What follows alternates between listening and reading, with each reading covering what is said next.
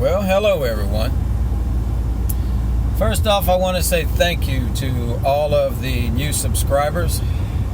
I took the time to click subscribe, and I'm kind of surprised that I actually added some subscribers, so that was pretty cool. Thank you for the comments. I read them all. I try to comment on as many as I can. I like to know what's going on in your area, in your state. What are the conditions? How are things going on? But the reason why I wanted to post this video was last night. I was monitoring the police traffic. I have a scanner for listening to what's going on in my area, a few towns over, the parish sheriff's office as well.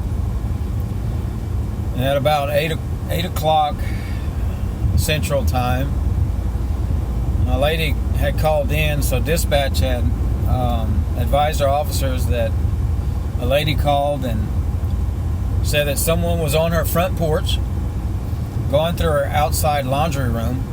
She watched them through the window, open the door up, go inside and turn the light on, and was looking around. She wanted an officer to come, but she didn't want to go outside to speak to him because she had the virus. So it was a little surprising to hear, and after that was advised to officers, one of the police units called another unit and advised them, so why don't you cover that? And that officer said 1050 with a giggle. 1050 in police code is negative. So my hat's off to these police officers who got to deal with all of this, you know. And then the traffic went on by the lady calling back and advising the man was knocking at her living room window. And that's about all I heard because other traffic kicked in, and so I missed what was going on afterwards. So you got to wonder what goes through these officers' minds that, you know, they have to be on the front line. They have to respond to all of these calls that happen, and it also makes my head spin that, you know, what happens when these officers don't want to go anymore? What happens when they want to protect their family and there's no one that's going to come when you call? I heard it last night, and it was an eye-opener to me to think about this because it might get worse than what I heard. Because if they're not coming, you're going to need to take care of this situation yourself, possibly. Within the law, of course.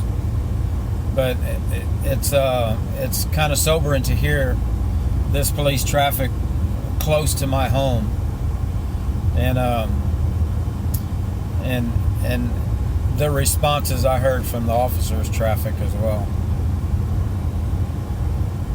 So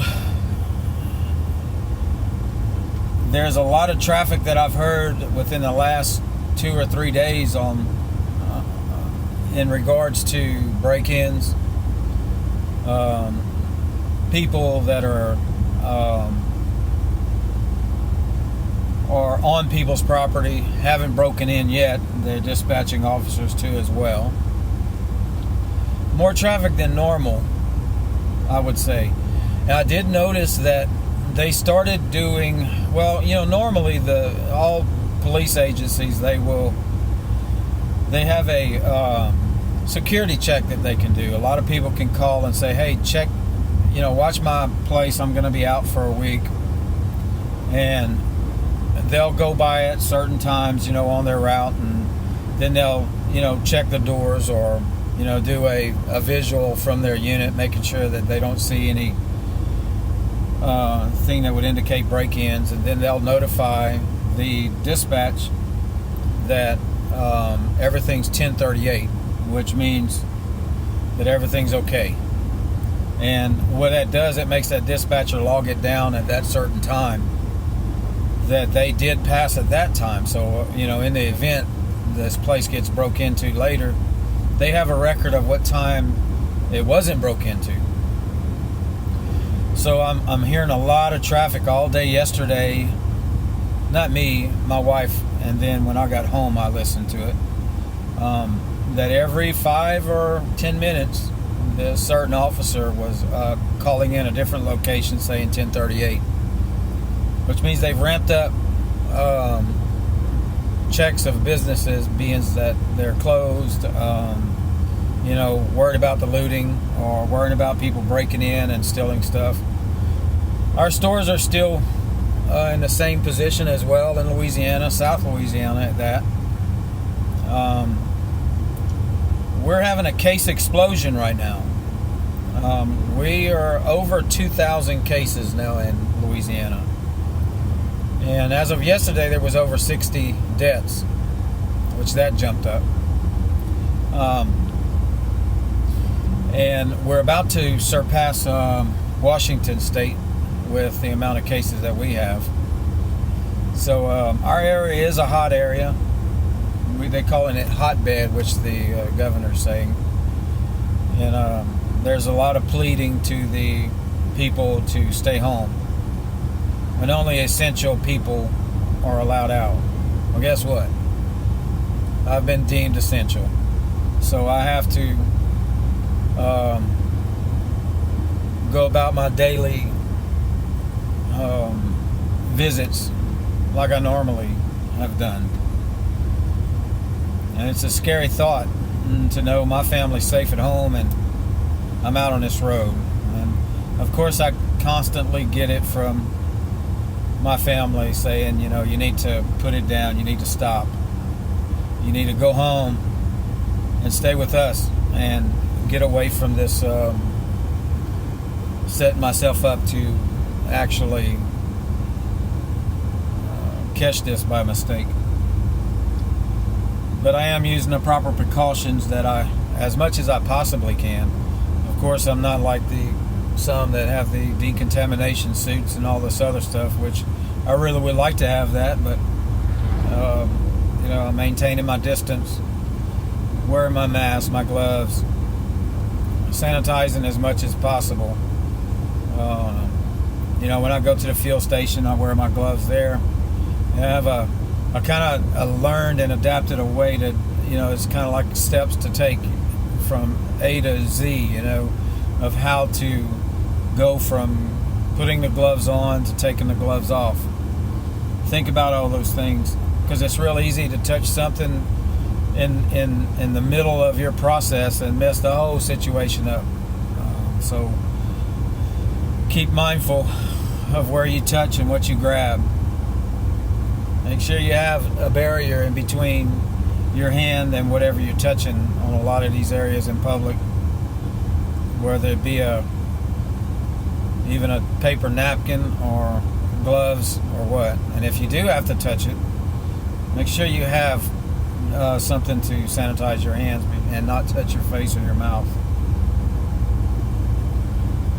So I don't know when it'll be that I'll decide to quit doing all these drives every day, but I figured I'd keep you guys posted that I'm still doing it. Cases are still going up. It was really crazy about Louisiana is, Louisiana has their Mardi Gras, and it actually blew me away of how the Mardi Gras wasn't stopped, and it infected a lot of people. And a lot of the cases are coming from that area, so that had something to do with it as well. I'm seeing a lot of firefighters, a lot of police officers get infected, even now military. I think we're up to 240, if I'm not mistaken, military personnel that are infected. And these are the guys that are on the front line as well, helping some of these states conduct their business at these medical facilities and wherever. This is something that I'm not used to. I don't think anybody is. But gosh, I love being where I'm at right now because I'm in the woods. I'm driving down a road and there's nothing but trees on both sides of me. And I feel a whole lot safer that I'm not around population. as a bug out location, I don't have that.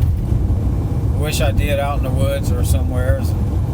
But I think I'd be facing the same thing I am now, because I still try to work to pay the bills up until a point that I can't do it anymore, because the bills are going to keep coming. If you want to keep lights on in the house, you still got to pay it. And I'm not one that has this gargantuan amount of money that can be able to sustain myself sitting at home without a deposit coming into my account.